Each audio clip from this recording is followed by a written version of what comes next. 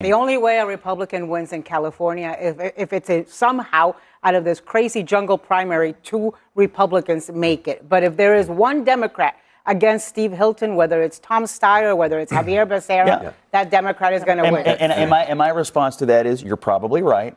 But my question is that a good thing? Is it a good thing for California to continue to just vote for the same party that has created all these problems that everyone seems to agree to exist? Ana Navarro completely dismantles Scott Jennings on Newsnight with Abby Phillip. As the debate heats up over California politics, rising costs, and leadership failures, Ana Navarro fires back with powerful facts while Scott Jennings struggles to defend his position during the intense live exchange. Let's jump right in and watch Ana Navarro take on Scott Jennings on Newsnight with Abby Phillip.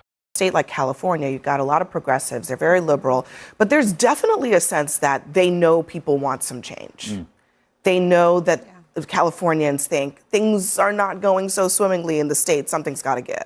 Yeah, absolutely. Prices are high there. You know, they each had to say something about the previous governor. You also have a situation where I think a lot of Democrats don't feel like this is the ideal ticket, that you don't have people on the stage that people are in love with. Right. Eric Swalwell dropped out of the race because he had sexual assault allegations against him. There are some major changes that need to happen within the Democratic Party. It's a moment of reckoning for the Democratic Party in California. But I do think that overall issues like the cost of living, affordability, healthcare, all of these things are still things that people care about in California, and there needs to be major change. And it's not just policies because of the president and the war. It is policies because the governor will likely be on the presidential ballot in 2028. And so this is also a referendum on him. Brad?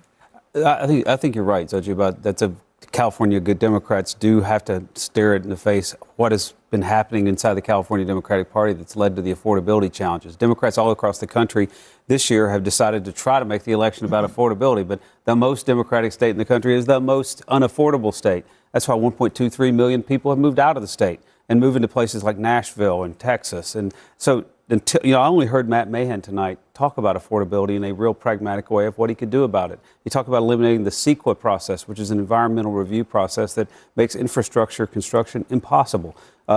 He talked a little bit about the tax problem, about how California is one of the highest tax states. I thought Katie Porter might have had a lane to do that tonight, but I didn't see it from her. Well, let me play what she said about the billionaire tax. It's been so controversial in California. Listen.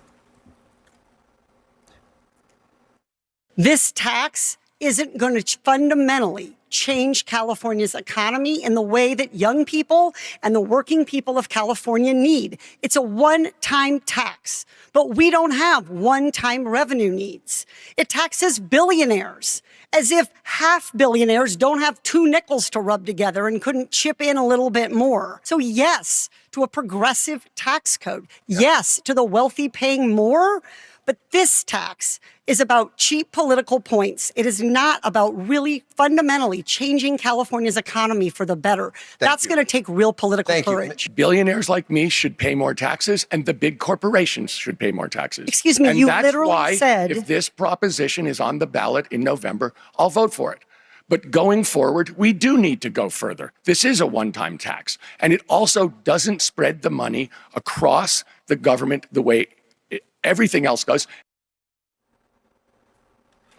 That was one of those times they were kind of trying to jump on Tom Steyer, but he actually did pretty well for himself.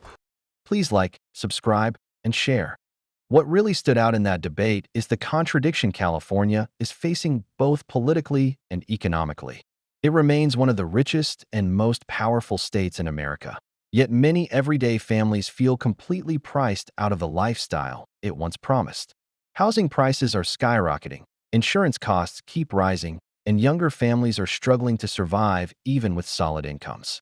At the same time, the conversation about wealthy people leaving California is more complicated than politicians often admit. While headlines focus on billionaires moving to places like Miami or Texas, California still generates massive wealth through tech, entertainment, and innovation. The bigger concern is that middle-class families are leaving too because the cost of living more than a billionaire relocating. That the entertainment industry shift local is also very real. The state's long-term film productions moving to places like New Mexico, Canada, and overseas isn't just about taxes anymore. Lower labor costs, faster permitting, and international incentives have completely changed the economics of filmmaking. California is now competing in a global market it once dominated with ease. What voters seem most frustrated by is the lack of urgency from political leaders. People are tired of ideological arguments and want real solutions for rent, healthcare, transportation, and jobs. And that frustration exists across party lines. Even many Democratic voters admit the system feels stagnant. While Republicans still struggle to convince moderates, they have practical solutions beyond simply attacking Democrats. Billionaire tax, which actually maybe many Californians do. I think Katie Porter is betting that some Californians, they want a progressive tax system, but they think that this is like a 2x4 hitting their sort of tax-paying population over the head. I live in Miami, and I can tell you almost every week right now there is some California billionaire who comes out as having broken a real estate record for buying a house in Miami that cost $200 million because they are all fleeing the state before a certain deadline, a year deadline, and establishing homesteads in Florida. So that's not helping the California economy. There are so many industries that have left California.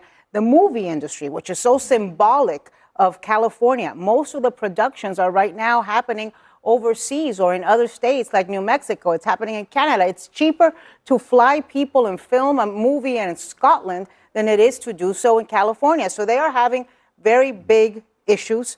I think out of all of those people on the stage, somebody needed to stand out. That did not happen.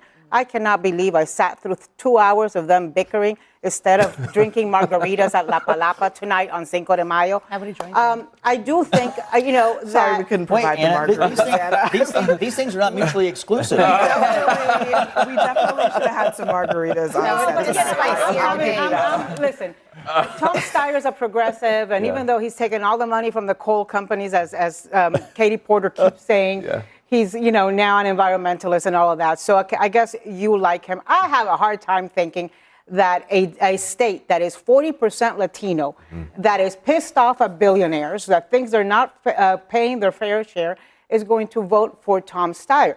It's obvious to me that Javier Becerra has inherited the Swalwell vote, that he's on the ascent, and that's why he was being hit on like a piñata, to go back to my Cinco de Mayo theme tonight by everybody. Let's talk about the two Republicans who are on the stage. Steve Hilton, a recent California transplant from the UK, and Chad Bianco, who's a sheriff. Let me just show you the polls, because I think that to understand where we are here, Steve Hilton is sort of nominally at the top of this pack, to put it mildly. But this is all within the margin of error. We don't really know where this is going right now. But Hilton has the Trump endorsement. He was asked about whether or not he would support mass deportations. Didn't want to say. So how do you leverage a Trump endorsement to a victory in a state like California where Trump is so unpopular? Please like, subscribe, and share. What made that debate stand out is that it exposed an issue many California politicians avoid addressing directly. Regular families are frustrated because living in the state feels more unaffordable than ever. Housing, rent, groceries, insurance, and utility bills have all surged over the years, and voters are tired of hearing polished political messaging instead of real solutions. At the same time, blaming everything entirely on progressive policies ignores how large and complicated California's economy really is. California still leads the country with the biggest state economy and dominates industries like tech, agriculture, and entertainment. But despite all that growth, working people are struggling more than ever to afford a stable life. Younger voters especially feel shut out of homeownership and long-term financial security. Tennessee, even with once seen as cheaper alternatives, are now facing rising housing costs and growing infrastructure problems too. The bigger issue is whether leaders are ready to tackle corporate real estate speculation, weak wage growth, and the shrinking middle class. Another overlooked factor is the impact of federal policies. High interest rates, post-pandemic inflation, and supply chain issues have hurt affordability across the country, not just in blue states. That's why voters are demanding detailed plans instead of empty slogans. People want leaders who can actually lower housing costs, improve transportation, and create stable jobs instead of simply scoring points in political debates. Puzzle to solve. Although I have to say for Hilton, I didn't know much about him before I started following this campaign. I interviewed him yesterday on my radio show.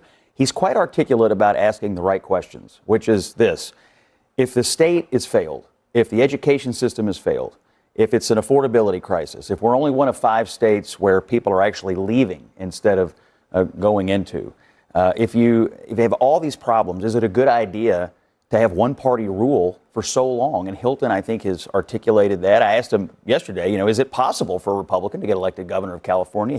He has a way to lay out the math that shows, yes, you could attract independents and even some disaffected Democrats who are sort of fed up with the fact that they live in a state that's beautiful and has all these things going for it, but has been so mismanaged that people hate living here so much that they're fleeing to Miami and other places. And, watching this debate tonight, watching Democrats argue with each other about how to raise more taxes, how to further ruin health care, how to let in more illegal immigrants, it makes you believe that someone like Steve Hilton, if you just articulate the right questions, sometimes that can get you pretty far in a campaign. Scott. The only way a Republican wins in California if it's somehow out of this crazy jungle primary 2 Republicans make it. But if there is one Democrat against Steve Hilton, whether it's Tom Steyer, whether it's Javier Becerra, that Democrat is going to win. And my response to that is, you're probably right. But my question is that a good thing? Is it a good thing for California to continue to just vote for the same party that has created all these problems that everyone seems to agree do exist? Look, you're at a boiling point right now in California where if an outsider with the right message came along, Arnold Schwarzenegger did that, you could get there. Unfortunately, it is a non-starter to have somebody who will not acknowledge that Donald Trump lost to Joe Biden in 2020. He just basically took himself out of the running. If he would just moderate on anything at all, he would have the opportunity, or anybody would have the opportunity, to point out a lot of stuff is not working. But that's not going to happen. You are correct. Snoopy, a Twinkie running against a Republican in California will win in California if the Republican is saying that Donald Trump Katie Porter may put that to the test, though. I mean, she's one of the worst political athletes we've seen in a large state. Give the woman some credit. She spent the whole night trying to be nice. Trying, the operative word. She's one of the least likable, most uninteresting politicians we see rise to the top in a large state.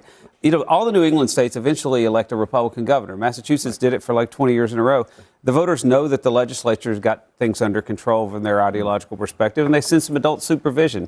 You see it sometimes in the South. Steve Beshear in Scott's home state, a Democrat governor in a Republican state. Eventually it will happen in California because the legislature will manage the state to the point where the voters have no other choice.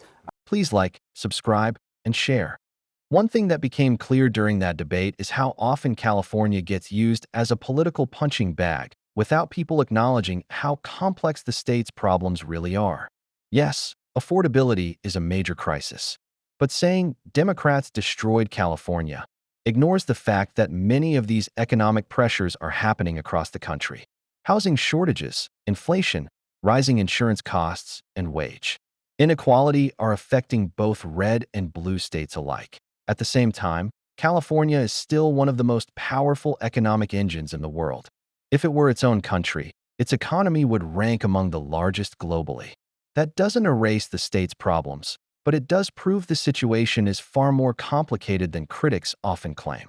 Many residents leaving California aren't doing so because of politics alone. Housing and living costs have become impossible for working families. There's also a reason Republicans continue struggling in statewide California elections. While many voters are frustrated with the cost of living, they also remain skeptical of candidates closely tied to Donald Trump or election denial politics. That makes it difficult for Republicans to win over moderates and independents, especially in suburban communities. Another overlooked reality is that states like Florida and Texas are now facing some of the same affordability problems California dealt with years ago. Home prices, insurance costs, and overcrowding have surged there as well. So the bigger issue may not be about party labels at all.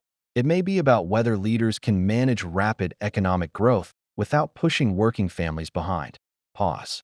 Are you tired of only hearing one side of the story from biased media outlets? One network says one